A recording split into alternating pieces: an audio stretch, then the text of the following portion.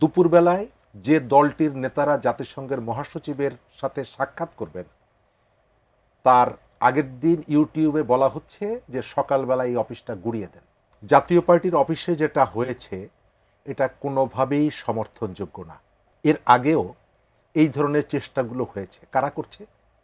যারা করছে তারা সরকারেরও ভালো চায় না, দেশেরও ভালো চায় না। নূর ভাইয়ের রক্ত বৃথা যেতে দেব না, এই স্লোগান নিয়ে গতকাল আবারও হামলা করা হয়েছে, আগুন দেওয়া হয়েছে জাতীয় পার্টির কার্যালয়ে। সেটিকে গণ অধিকার পরিষদের পক্ষ থেকে বলা হচ্ছে যে এর সাথে তাদের কোনো সংশ্লিষ্টতা নেই।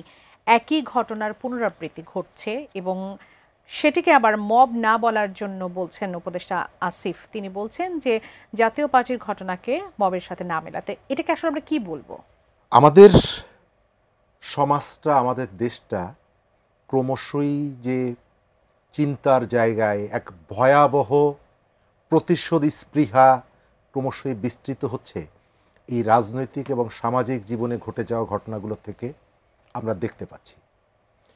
আপনি শুরুতেই মবের বিষয়ে বলেছেন, জাতীয় পার্টির অফিসে যেটা হয়েছে এটা কোনোভাবেই সমর্থনযোগ্য না।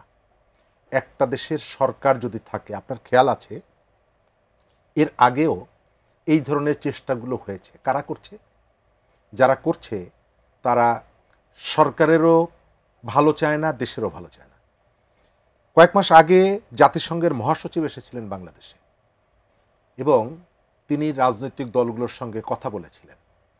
যেদিন দুপুরবেলায় তার সঙ্গে বাংলাদেশের কমিউনিস্ট পার্টি সিপিবির বৈঠক হওয়ার কথা, তার আগের দিন বিদেশ থেকে এক ইনফ্লুয়েন্সার ভিডিও তৈরি করে সিপিবি অফিস ভেঙে দেওয়ার, গুড়িয়ে দেওয়ার জন্য আহ্বান জানিয়েছিলেন।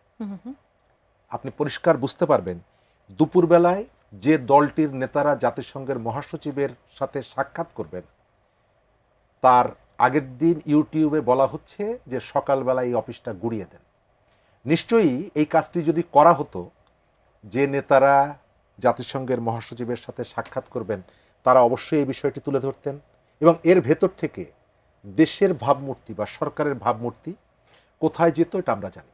অর্থাৎ বাইরের থেকে এবং ভেতর থেকে একটা অংশ অনবরত চেষ্টা করে যাচ্ছে দেশের মধ্যে এই ধরনের কতগুলো অরাজক অবস্থা তৈরি করা। তো এরা করে যাচ্ছে কেন?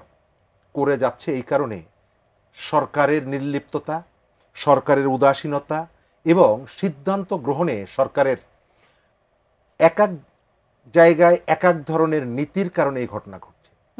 আমাদের মাঠে যারা আছেন সেনাবাহিনীর সদস্যরা, তাদের প্রতি আমাদের প্রবল বিশ্বাস এবং আস্থা আছে।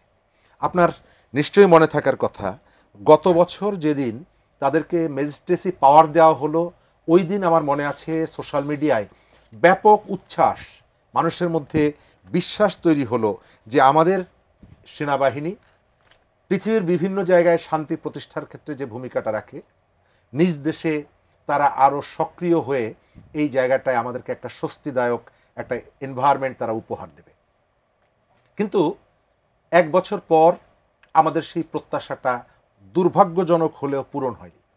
আপনি দেখছেন গোপালগঞ্জে তারা যতটা সাহসিকতার পরিচয় দিচ্ছে, যতটা কঠোরতার পরিচয় দিচ্ছে, নীলফামারীতে শ্রমিকের সমাবেশে মিছিলে গুলি করার ক্ষেত্রে দক্ষতার পরিচয় দিচ্ছে, কিন্তু অনেক জায়গায় তারা তাদের ভূমিকা আমাদেরকে আশাহত করছে, হৃদয়ের রক্তক্ষরণ ঘটাচ্ছে।